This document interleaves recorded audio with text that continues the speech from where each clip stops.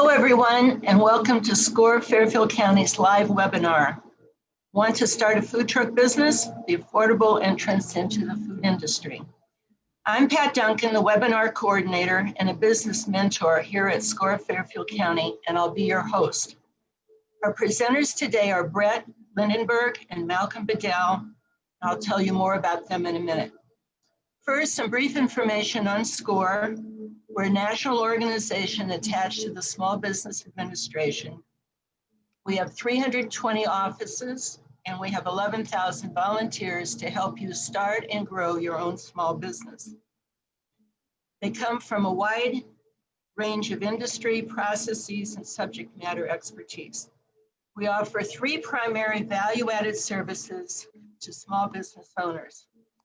Free one-on-one counseling, that's face-to-face, telephone, email, video, which can be accessed via the Request Mentor link on our website or via the link on the screen. Note, we currently are not doing face-to-face mentoring until further notice. Number two, we have educational workshops and webinars, about 150 of them a year on lots of subjects. Next slide, please. We also have extensive resources on our website, including a network of subject matter experts at your disposal. SCORE puts on scores of webinars each month. Look for future events on our website calendar. That's fairfieldcounty.score.org. Some useful information about today's event. If you have any questions, use the chat window at any time during the presentation. It's located on the lower part of your screen. Our webinar will end at 1 o'clock on the dot to respect your time. This session is being recorded, and a link to the recording will be available on our website in the next couple of days. And that's fairfieldcounty.score.org. Our speakers are Brett Lindenberg. He's the founder of TrueFoodTruckEmpire.com, the ultimate resource for starting a food truck business. Brett has been featured on CNBC.com, Entrepreneur Magazine, among other publications. His website and podcast are visited by over 1.5 million people per year. Malcolm Bedell is the founder of Ancho Honey, a restaurant and food truck operation based in Tennis Harbor, Maine. Malcolm likes to combine to-go comfort classics with made-to-order creative sandwiches. And with that, welcome, Brett. It's all yours. Hey, thank you very much, Pat. Really appreciate everybody joining the presentation today. Like Pat said, my name is Brett Lindenberg, and Malcolm is here too. And really our goal for the next hour or so is to help you figure out what it's really like to start a food truck business in 60 minutes. Of course, we're gonna have time at the end for any questions, so feel free to jot those down while we're speaking, and we're happy to answer any questions you've got about it. Our goal is just to give you the good and the bad of the food truck industry, the challenges of the food truck industry, and really just help you make the right decision for you. We know there's a lot of popular television shows on cable TV right now, like the Great Food Truck Startup, so people get kind of a misunderstanding about how the food truck business actually operates. So we want to kind of dispel some of those myths while we're doing it, and just give you a general understanding of how much it's going to cost to get started, the characteristics of what a winning food truck business looks like, and if you're still interested in starting this type of business at the end, what the next steps to take are. Malcolm, anything else you'd like to add? Otherwise, we can kind of jump right into your own origin story a little bit.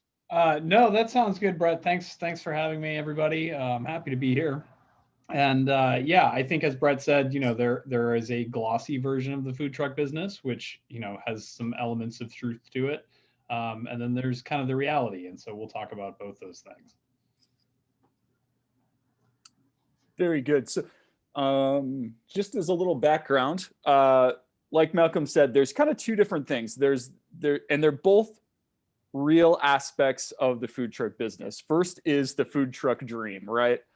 So you can imagine yourself, you've got a business with a low startup cost, You're not going to have to invest, say, $500,000, $1 million like you would into starting a restaurant or some other type of food business with a lot of overhead.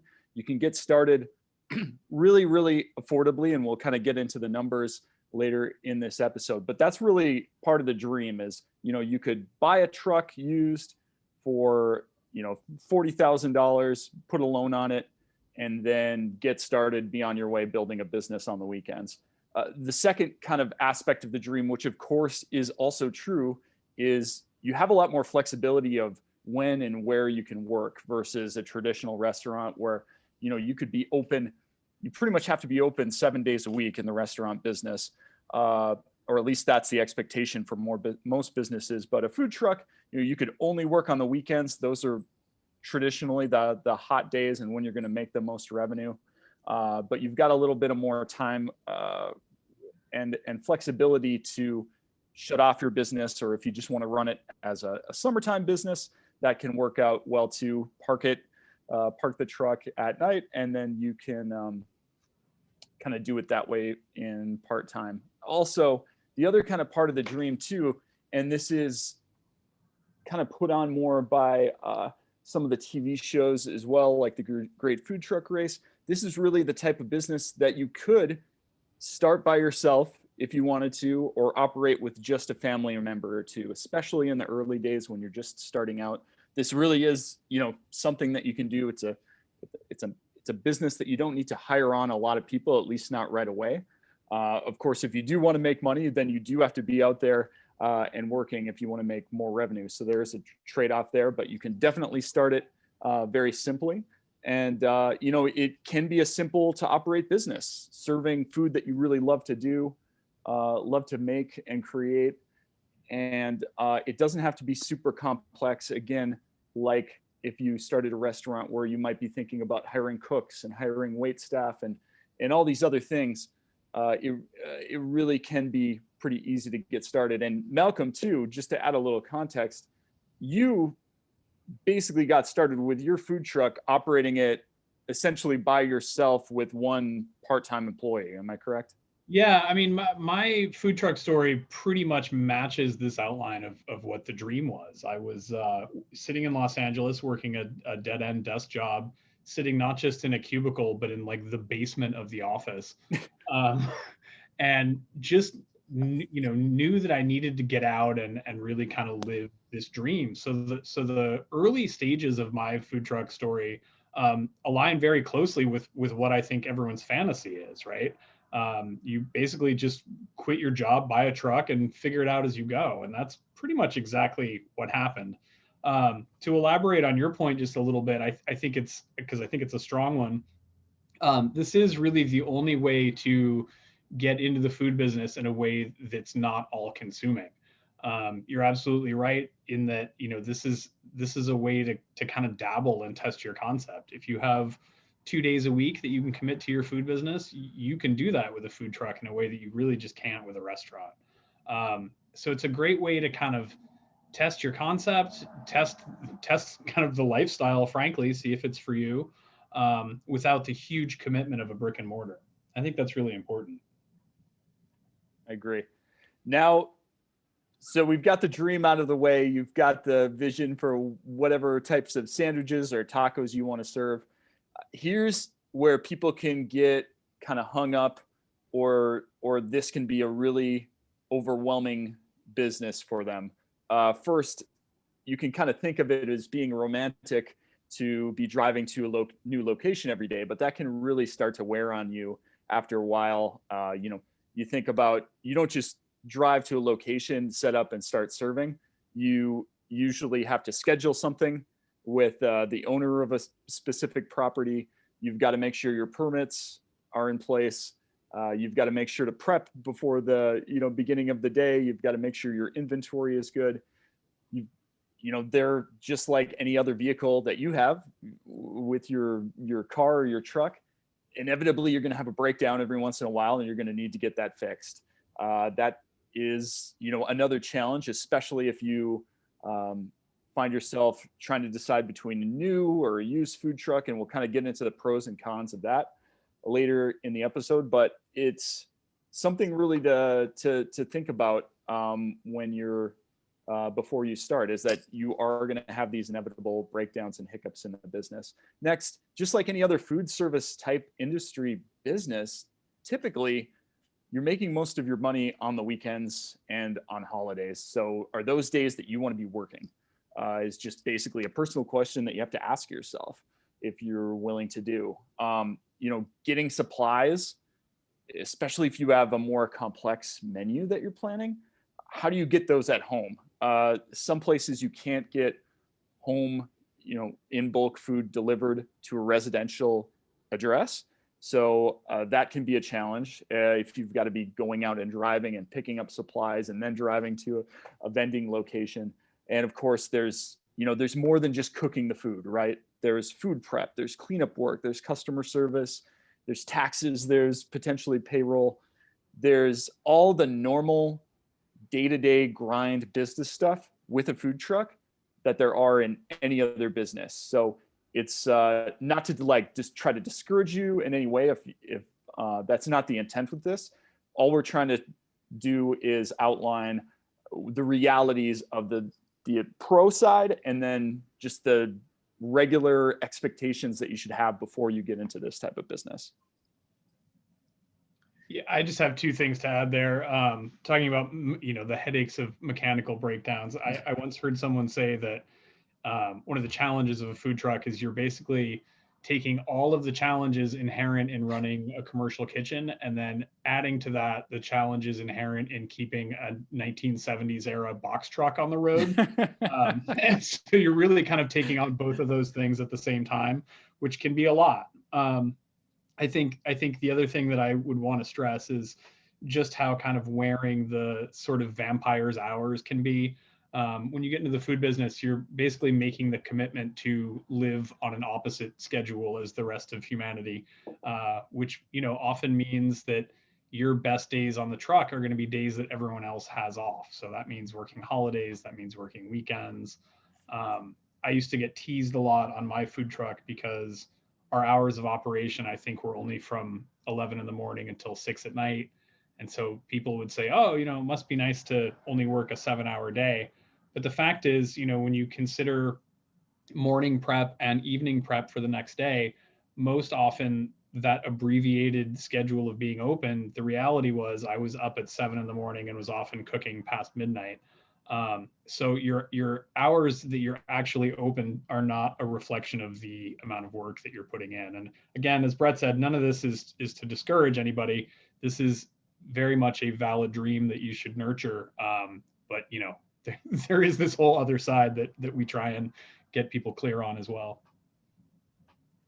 So I guess at this point, the main point we're trying to get across is is this something you want to do? Is this something that you're going to enjoy once you actually get into it? A few easy ways that you can try to figure this out is, get a part-time job on a food truck or even a restaurant if you have to, because you'll kind of figure out the basics of a commercial kitchen that way. But just even if you're not getting paid much, spend the time, at least a few weekends working on it. That way you can kind of get the understanding of how the mechanics work. Pay attention to what the owner's doing. Pay attention to how early he or she is getting there, what work they're doing, and just be honest with yourself and just try to figure out, is this something that I actually want to do? Even if you don't want to work on a food truck, I would even say just go and observe some operating in your city. Make sure you get there early. Make sure you spend a few hours just watching how long the takedown process is, and then just kind of put yourself in their shoes and say, okay, what is it they're doing on a day-to-day basis, and is this something that I'm gonna enjoy? A couple other things too, just in general, do you like talking to people? Do you like working with the public? If not, it's probably not a great opportunity for you, because you are going to have to deal with really hands-on customer service issues. I'm sure Malcolm can share some different stories there. Yeah, if you wanted to. It unfortunately, I think in a food truck even more so than in a restaurant, it is for better or for worse, very much a personality-driven business. And if your expectation is that you can kind of just hide in the kitchen and bang out gorgeous food, like there's a bit more of a song and dance and an element of showmanship than that. So that's something to make sure you're comfortable with. Yeah, it's at the end of the day, it's more than cooking. It's running a business. If you're passionate about cooking, it doesn't necessarily mean that you will be passionate about operating a food business. Well said. So, if you're still here and haven't logged off yet after that kind of a dark view into the fun and exciting food truck world, let's talk numbers a little bit. First off, I'll just preface this by saying that you can get started for a wide range of entry prices with a food truck. These are just kind of general numbers that will help you give a sense of how much it will cost to get started. You know, around $30,000 on the low end, you know, you could pick up a truck for that price, especially an older one. It is possible. Just keep in mind, there's always that that kind of give and take, just like any other automobile with buying newer versus buying older. You know, you buy older, you're probably going to have a few more mechanical breakdowns. You buy newer, you're just going to pay a higher price. If you go all out with your food truck wrap, so that it looks really good on the outside, it's going to cost a little bit more versus if you just keep it super plain and don't get anything fancy from a wrap perspective. And when I say wrap, I just mean kind of like the exterior paint job, if you will, on your food truck or trailer. In addition to purchasing the truck, you know, there's inventory, permits and licenses to get set up with the government, paper products, getting a point of sale systems, you know, small wares, cooking equipment, a fire extinguisher. These are just kind of the high level overview costs when you're getting started out. Obviously there's going to be more, but this is just kind of like the main stuff to consider in the beginning. And you can see the link down there at the bottom. We do have like a spreadsheet that you can download. It's free, and that has a lot more detail on the different types of expenses that you're going to have. In addition to startup costs too, keep in mind that there are also monthly costs associated with running a food truck business, just like any others too. One of them I just want to point out is a commissary. Depending on where you live, you may need to actually rent space in a commissary and park your food truck there overnight, just due to the legal requirements. If you, for example, were in California, in any major city, you would need to park it at a commissary. So that's another thing with like the cost aspect. If you are required to park it at a commercial kitchen by law, that could end up really kind of messing with your monthly costs a little bit and making it a lot more expensive than you had hoped. So it's definitely something to look into and just keep in mind before you actually get started. And then, you know, there's just basic other expenses that you could probably guess. You know, just like any other vehicle, there's insurance, you got to pay for fuel, there's going to be a repair every once in a while, and then you're going to have to, of course, restock your inventory just like any other business too, any other food business, I should say. You know what I'm noticing, Brett, is do you have an entry for just general liability insurance in here as well? It just kind of lumped in. Okay. I mean, that's a good point. A year right there. Okay.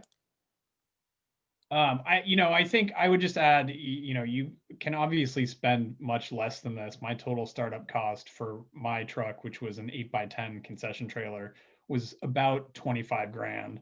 But I think what's important to note here is just, I think when a lot of us are kind of fantasizing about this, the amount of money we think we need is equal to whatever a truck sells for. And there's some scope creep beyond that for sure. It's not just your equipment costs. You have ongoing costs to contend with. Yep. Yeah, exactly. So I guess just the bottom line, the point we're trying to make is a food truck does have lower startup costs than a restaurant. but the startup cost can still be significant. And we'll kind of get into this at the end too. But one of the things that, especially in the early days, I would just think about is, do you need, and this is coming from the perspective of if you want to try to save money on your food startup, do you need the food truck to start the business? So one easy way to cut your cost is to get a food trailer, because then you're not buying an engine with the food truck. then you've got to think about hauling it. So you might need to buy a truck anyways or rent it. But that's an easy way to cut down on expenses. Let's say that your idea is to sell hot dogs, right?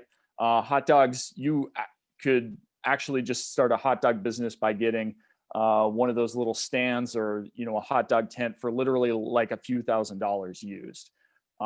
Again, you won't be in a truck that way, but you could still serve the basic food, the basic menu that you wanted to on the truck. And you could list that for all sorts of different food businesses that you could run out of a stand or a tent at a farmer's market. So if you have a food that you want to sell and you think it needs to be on a food truck, but the money is like holding you back, just know that there are other ways to basically serve what you want to sell without a truck. Anything you want? I thought you were trying to say something, Malcolm. Yeah, no, I'm sorry to interrupt. That is something that I would add, as a great way to both test your concept and kind of whet your beak on the entire industry. I think a lot of people overlook how easy and inexpensive it is to get set up at both farmers markets, and even like small kind of county fairs or festivals will often rent you tent space, and you basically just bring your equipment and set up the way you normally would. And it's a great way to get a feel for whether you like this business and if anyone wants to eat your food, which are two kind of important things to figure out early on. Indeed. Let's see. So how do food trucks make money? According to industry reports, the total food truck industry in the United States has reached over $1 billion in total sales. How they come up with these exact figures, especially in the food truck industry, is interesting. But the bottom line is that over the last 5 to 10 years, there has been consistent and continued growth in sales within the mobile food industry, which signals that this industry is here to stay. At this point, it's more of an extension of the food and restaurant business than anything else. Food trucks, they make money basically the same way that caterers do or restaurants do. So some food trucks focus a lot on catering services, especially in the past, pre-COVID, doing corporate events, corporate luncheons. Weddings, of course, are big money makers for certain food trucks. Others, don't even really use the mobile elements of their truck. Again, we kind of talked about the logistics of it. If you're driving around a lot, it actually does make it harder to run a business. Malcolm, for example, you basically started out in a fixed location in a really good spot near the ocean. And there's a lot of other food trucks that do that too. They kind of get started up in a pod, or if you're in like the Portland area or a food truck park, which is becoming a more popular concept. Yeah, I treated my food truck business very much like a brick and mortar business. I did not do a ton of moving it around. We had a long-term lease with the city, and we didn't have to break down at night. So our truck was, basically functionally the same as a really tiny brick and mortar business. Customers always knew where we were going to be. We had a fixed schedule and hours. None of that was in question. So yeah, that was a really easy way to kind of get started. And then the other way that food trucks generate sales, being at fairs, farmers markets, concerts, sporting events, when those used to go on, any sort of an area where you've got a lot of people gathered is a good spot to be in, at least historically. Had to add the COVID point with this too, which is another consideration with this type of business, and really to any type of food business. You should be thinking about this a little bit. Depending on your market, some food trucks have done better than they've ever done post-COVID, while other spots they've been forced to shut down. So for example, New Jersey, earlier in this year, food trucks were instructed that they couldn't serve food for around a couple of months. So obviously that's not going to be good for business if you happen to be in one of those areas with stricter lockdowns. But on the flip side, some food trucks have actually performed really, really well, especially in areas where restaurants were forced to shut down, but maybe food trucks weren't.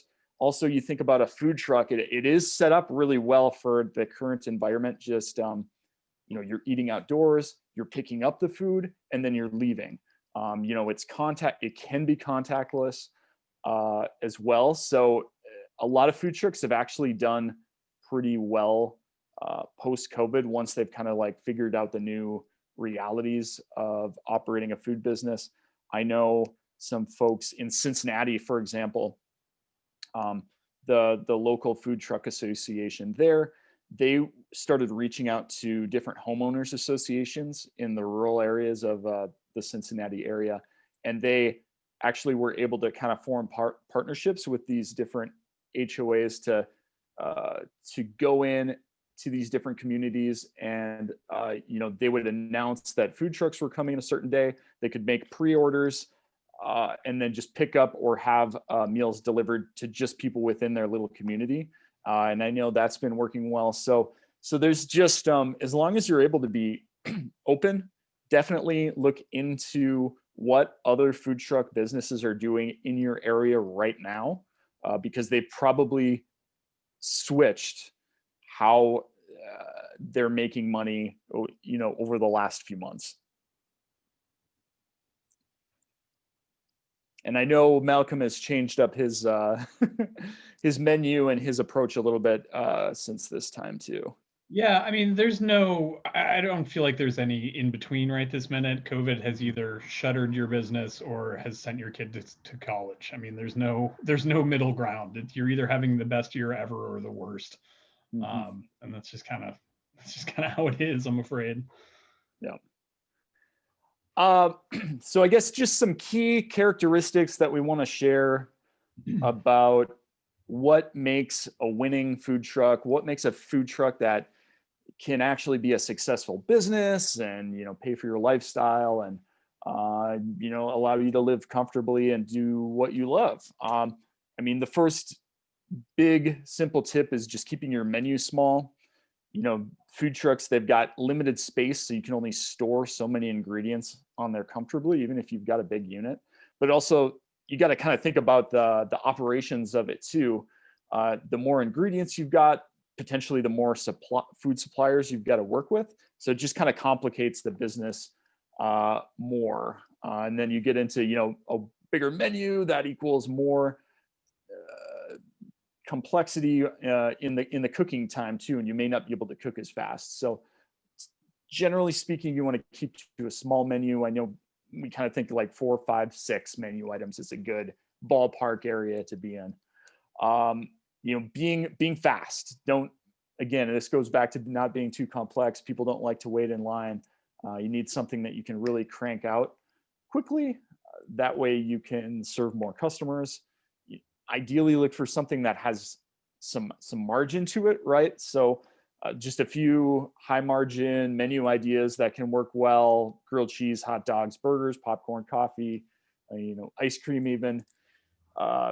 Really just, if you want to look for high margin items, just look around, think of things that you've eaten at a carnival before, or a fair. I guarantee those are very, very high margin items that can be made easily. Look at what other restaurants are doing for inspiration. That usually the best ideas are literally right in front of you.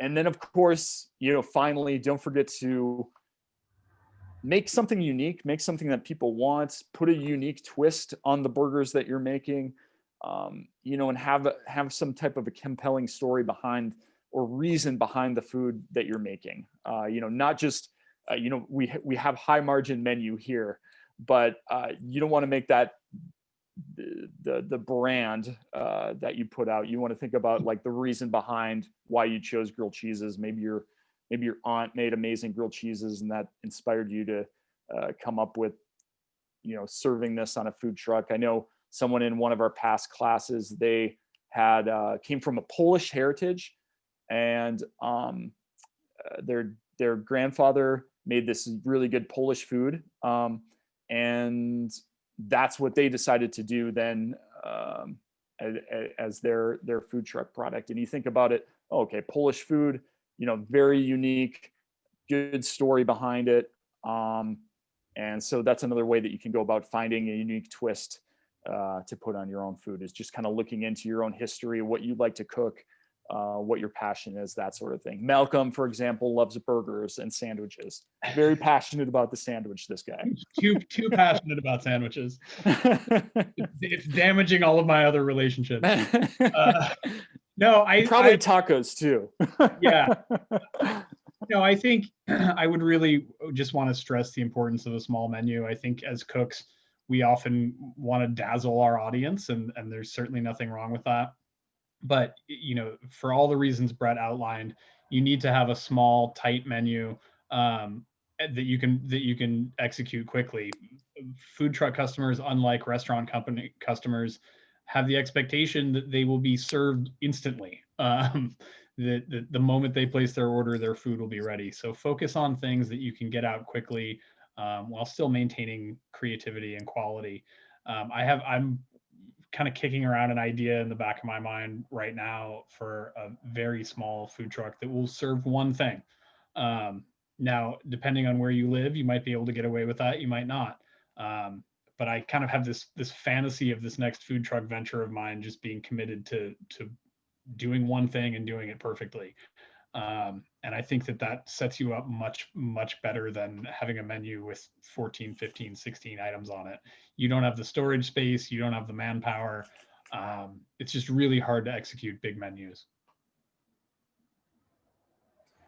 The other thing we gotta definitely touch on, and we touched on this a little bit already with the COVID, is just every market's going to be a little bit different. Depending on where you live. I know most of the folks listening now, you're in a climate that gets cold during the winter, and Cold right there's now. probably going to be less events. Sorry, Malcolm. No, I just said I'm cold right now. You just reminded me. Yeah. There you go. So just keep that in mind. Of course, too, you got to think about what your menu is. If you're doing shaved ice, might be harder to do if you were up north and it's wintertime, right? So you might want to just operate seasonally, and that's okay too. But just keep that in mind, before you open. Look at what other food trucks are doing in your area. This is a huge one. One of the nice things about social media is that food trucks, especially the popular ones in their area, they're going to post their schedule. They're going to share with you where they're vending, where they're heading, what food they're serving, that sort of thing. Pay attention to that during the research phase of your business planning, because if you find that food trucks are always at a certain farmer's market or always at a certain location, and they keep going back to those locations, it probably means that those are good locations that are making money. So, just see how it works in your area, right? From the people that have gone before you, and pay attention to it, and don't try to reinvent the wheel. And then finally, the other thing that is highly market dependent is rules and regulations. Definitely get to know these before purchasing a vehicle. We had a student that went through our food truck academy one time. They had a great deal on a food truck, so they went out and made the purchase before figuring out what the permit requirements for the health department were in their area, and that ended up not actually being able to use the really great deal on a food truck that they got, and they had to buy a second vehicle because the first one didn't work out. So you've really, before you start, going too far down the path to actually buying things, make sure to get to know what those requirements are and the things that you're going to need inside of your food truck to be able to operate it legally and pass a health inspection. And especially if you live in a big area, the nice thing right now is that you can find a lot of the city websites do publish this information online. So you can just say, I know nobody's in Las Vegas right now, but Las Vegas food truck permits. Google it. More than likely, any major city is going to have those requirements listed clearly on their website, so you can take note of those. If you live in a smaller community, you're probably going to need to contact your health department or contact somebody that already owns a food truck to kind of just ask them where to get started from that perspective in your particular city. And this may be an obvious point, but think about what your plan is for the winter before you burn your career down to chase your food truck dream. I live in Maine, and it just didn't really occur to me that from November to April we're in a frozen tundra. I mean, you can't do anything. You certainly can't work your food truck. Most food trucks aren't insulated. You've got problems with your water supply in freezing conditions. And so I really didn't have a plan for exactly how I was going to get through the winter, which put me in a really unusual and precarious position of having this banging business that performed really well all summer, and then like starvation times in the winter. So if you live in a place where seasonality is a factor, don't underestimate how important that is.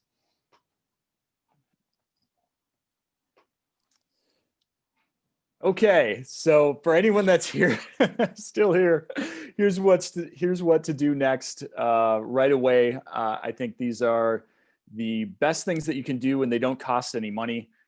First, I mean, it all kind of starts with figuring out what your basic menu is going to be. And the reason why you want to start out with figuring out your menu is because the menu determines what type of cooking equipment you're going to need on your truck. As the example shows here, if you plan to open a coffee truck, that's going to be very different equipment, than a burger truck. But same goes for all the different, foods that you decide to get into. So definitely start out with the menu. That will allow you to answer a whole bunch of questions like, where are you going to source your food from, right? Like, where am I actually going to buy this stuff that I'm going to start cooking and selling? What is the cost of the ingredients that I'm going to use? What am I going to charge on my menu? So it all really kind of starts out there, and then you can start working towards those next steps of determining, okay, what size of a food truck am I going to be able to pull this off on? And again, what equipment am I going to need? How much is this actually going to cost based on the equipment that I want to stick into there? Of course, after the menu, definitely start putting together a business plan. I know SCORE has a lot of information on this and a lot of different trainings on this particular subject. Definitely go through the process. Again, that will give you the opportunity to figure out, what your plan is going to be, where you're going to be planning to vend. How much is it going to cost? How frequent are you going to go out there and vend? What are your goals? That sort of thing. It really gives you the opportunity to take an idea that's not totally thought out and get really specific with it. And again, it doesn't cost any money.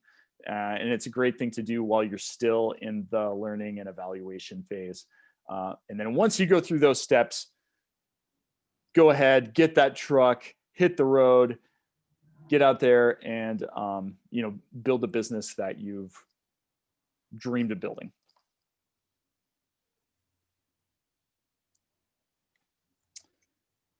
So with that being said, I think we're about 5 minutes earlier, I guess, done with our presentation than we were thinking, but, feel free to ask us anything, any questions that you have about starting a food truck. Be more than happy to answer them. Nothing that I can think of would be off limits whatsoever. You mean I could have talked more? I missed an opportunity. I can start. Is there any specific type of food that seems to be more popular than others? I think the common thread that you see across the most successful trucks is that they have something that is seemingly easy to execute quickly with some kind of hyper creative twist on that thing. Um, I mean, if you look at like the Koji barbecue guys, like they're on the surface selling tacos, right? You knock them out quickly. But then they're introducing all these Korean flavors and all these different treatments that elevate, a high margin, easy to execute dish into a much more sophisticated, interesting kind of realm. And I think that's the thing that you see most commonly in anyone that's doing this successfully. Could you tell us a little bit more about the requirements? Do we go to the state? Do we go to the city? What kind of permits do we need? Parking, I never even considered, but I would assume the local city will give you a parking spot. I always tell people, and this is not advice that I took myself because no one gave it to me when I started. But your first order of business is really a call to your city planner, I think, or whatever the equivalent for that is where you live. They'll give you a much kind of broader outline of what the requirements for you are going to be. And then your second phone call is probably to your state health department or whoever issues, inspections and licenses, um, who can also really kind of help you figure out what you need. I think a lot of people are scared to talk to the health department, and I always tell people, you have to remember that all of these agencies really work for you and want your business to be successful and compliant. So they end up being a lot more helpful than you might expect when you're kind of figuring out how to get started. Every city is going to be different in terms of where you can park and what you can do. You might also be surprised that your city, has a really hard and fast structure and roadmap for exactly how to do this. Again, it's going to all be a little bit different depending on where you live, but I think a call to your city planner is a good first step. Okay, And like good. I said too, if you live in a larger city, say like in Austin or something, like that stuff will be available online. They'll give you a checklist per city. Yeah. That'll help you kind of figure out what you need there. But yeah, I mean, some of the specific things I would say too to just ask about is like, do I need a commissary, right? Which we That's a big one. talked about, because that's going to be a big factor in potentially your costs and how you're going to store the vehicle. Another one too is, are there any fire certificates? Any specific? Some cities are going to require that a food unit is actually inspected by the fire department, and then you get a certificate to basically verify that it's safe to operate. You might need a certain type of fire extinguisher, and certain type of electrical wiring too. So that the fire piece is one that you'll definitely want to figure out. Let's see. From there, I mean, it kind of depends on like also what type of a food truck you plan to do. So if you plan to do a lot of events, again, there's not many events going on right now, but some places will require special event permits to attend fairs that you'll have to sign up for. And then I would say just like the health department, general health department permit, contacting your city specific health department is going to be a good place to go to figure out what you're going to need. Good. Once you've got all that set up, then do you need an ongoing inspection every year? The health department will definitely let you know when it's time to come and inspect. Again, that's going to be different in place to place. In Maine, where I live, our entire state has 2 health inspectors that cover every eating and drinking establishment in the state, so we don't see them very often. We do have to renew our license. I think it's every 2 years. But once you've gotten it the first time, it tends to be easier going forward. And I don't think I think it's like $50 or something here. The expense is minimal. That being said, you do have to run your kitchen with the expectation that they could arrive any moment, and check things out. But that's not a major ongoing cost, I don't think. Okay. Can you tell us a little bit about profit margins? how to calculate them?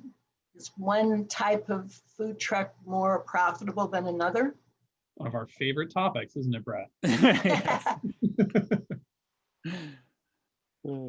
I mean, real broadly, Brett and I preach the 33% rule, which kind of just broadly states that your food cost should be 33% of what you're actually selling your product for.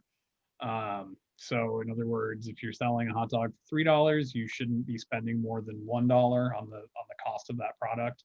And then the other 2/3 are basically what pays all of your overhead and your expenses, as well as your salaries, if you're lucky enough to have employees.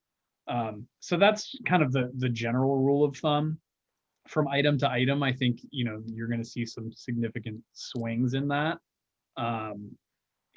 If you are selling prime rib, then you're probably, those margins are going to be a little bit tighter. If you're selling fried chicken sandwiches, for example, those margins are going to be much, much larger. So it kind of depends on what you're doing. And again, I think you can look to what the established food trucks in your area are doing for a good hint at what's profitable. Tacos are always a safe bet. Believe it or not, Indian food and Chinese food and any of your kind of like more sauce and rice intensive dishes are going to be high profit margin. Really depends on what you're doing. Yeah, I mean, and this is another one just kind of pulled out, but like lobster rolls, for example, there's a little bit of higher food product cost unless you're where where you could probably pick them up a lot cheaper right in Maine. But like I know in LA, for example, you can some of these lobster roll trucks sell a lobster roll for between $15 and $20 just for a lobster roll. Which the lobster roll business is a nightmare. Yeah. So like that's one example, but you got to also think about in your area there's probably not going to be, like, LA is crazy, right? New York City is crazy. You're going to be able to charge crazy amounts of money for dishes that only cost you potentially a few bucks to make.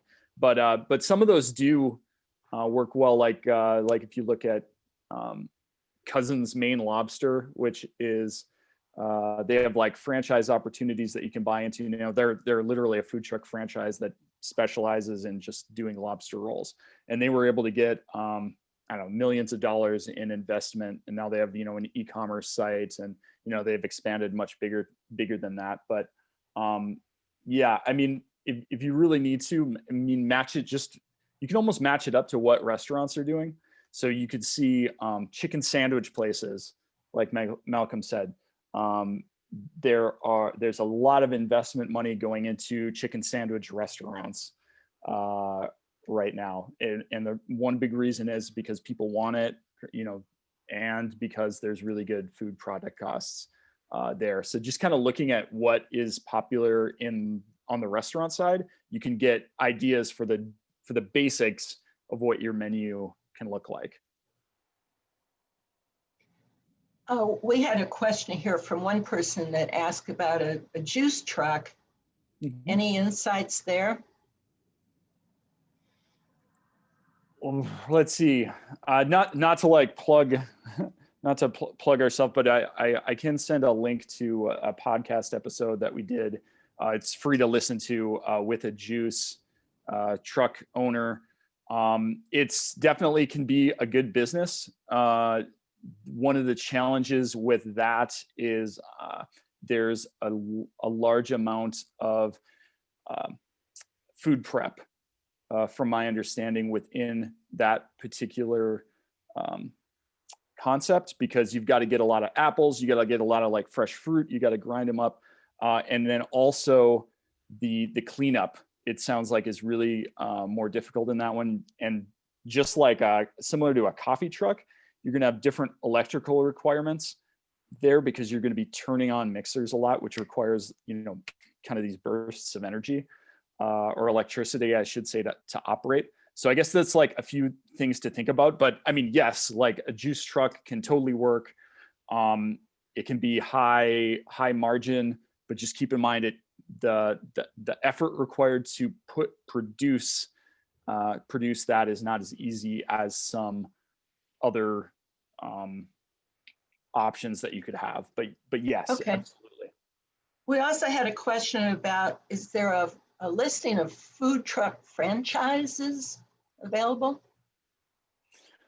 Oh, that's a good question. I'm only aware of like a handful of them, like Cousins Maine Lobster is the one that comes to mind. I know that there are a couple other ones. For the most part, it's like independent operators, right? Like somebody started with one truck, then they bought another truck, and then they bought a third truck, or like Malcolm, they bought a truck or a trailer, and then they moved into a restaurant. That kind of seems to be a pretty typical growth path. But yeah, I can't really think of any other aside from Cousins Maine Lobster off the top of my head. Actually, another big one is Kona Ice is another franchise that you can get into. That is a popular one. Yeah, they're kind of a spin on shaved ice. And they've got like a good marketing plan and that sort of thing. But those are the two main ones. There's not a lot. Let's just put it that way. No, I feel like the franchise model is kind of antithetical to the people that are attracted to the food truck business. I feel like if you are getting into the food truck business, you've got probably a lot more of the lone gunslinger mindset than buying into a franchise. But again, I don't know. Takes all kinds. You mentioned Food Truck Academy. What is that? Food Truck Academy is basically it's our training program. We hold it one time per year. And then we take folks through the process of starting a food truck kind of step by step in more detail. Like a lot of the information that we shared here are the same general principles that, we teach over an 8-week long course. Just obviously with more time, you can get kind of more into detail of the different steps and things like that. Okay. We do have a few questions about prep. You mentioned where supplies should be delivered. That's something I never thought of. Around here, commercial kitchens do a lot of the prep work. Mm-hmm. Can you prep at home, or are there regulations about that? You absolutely cannot prep at home, although I would be surprised to find anyone operating a food truck that hasn't bent that rule from time to time. But no, from the health department's perspective, that's a huge no-no. I mean, your home kitchen has not been inspected. It's not. No one knows what's going on in there. you can't just magically have your food appear on your truck. Okay. We were very fortunate. Where I live in Maine, we are not required to associate with a commissary kitchen, provided we can demonstrate that our entire menu can be executed using the equipment on our truck.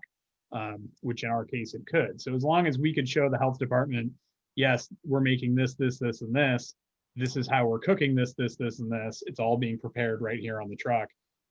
We didn't have to partner up with a commissary kitchen, so we were kind of lucky in that regard. So I can't offer a ton of information about that. That's more Brett's wheelhouse. Is insurance required? Yes, you're going to need general liability insurance, which will cost you between $1,000 to $1,500 per year, which provides you about $1 million worth of coverage.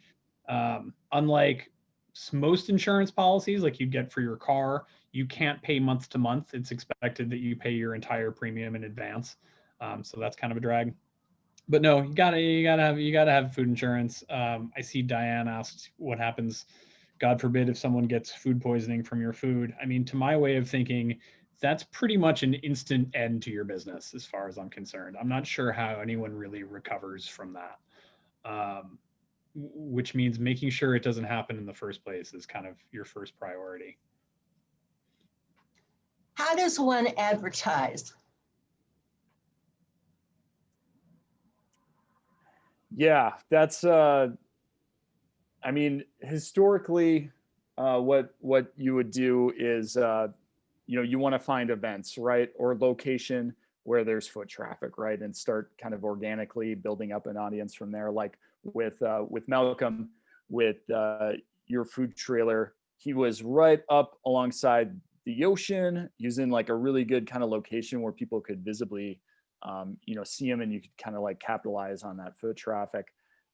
Same with like events. If you were in a spot where there's a lot of people going back and forth, you make sales that way. And then just kind of like build a brand and build a name over time. One of those things like you're at an event in the park, and then someone mentions, hey, I've got an upcoming catering gig. Could you do next month at this time? Or like, have you considered vending over at this other spot at a different part of town? That's usually like how it used to organically kind of start up, and then just word of mouth, you sort of build your business over time. Of course too, you can always do social media as well, which is, I think, a good part of your strategy. But I think the main thing you want to do is either kind of in the early days start reaching out to people that start reaching out to places that other food trucks are currently vending, and finding out how you get to those same spots.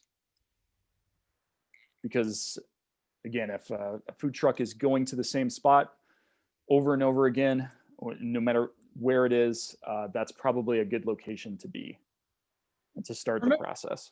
Remember, unlike brick and mortar restaurants, food trucks have kind of a built-in ability to advertise themselves. I mean, you're sitting in an advertisement all day long in a way that I don't think is the same in restaurants. People are interested in food trucks, and when a new one appears, like that automatically generates kind of buzz and interest, I think. Mm-hmm.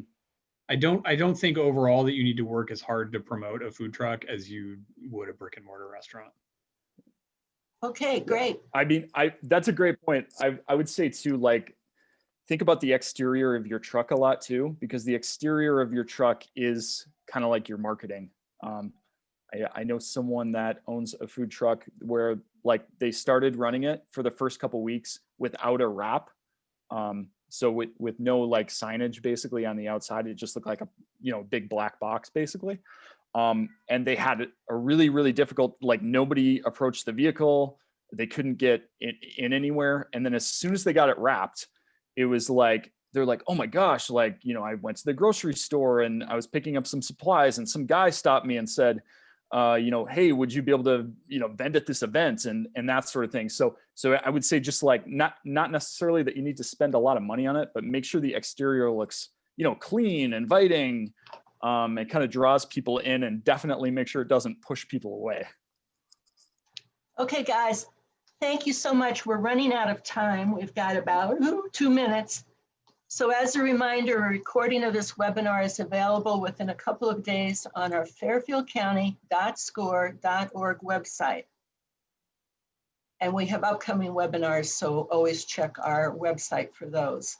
We also offer free individual counseling, so use the link on the screen or visit our website and request a mentor.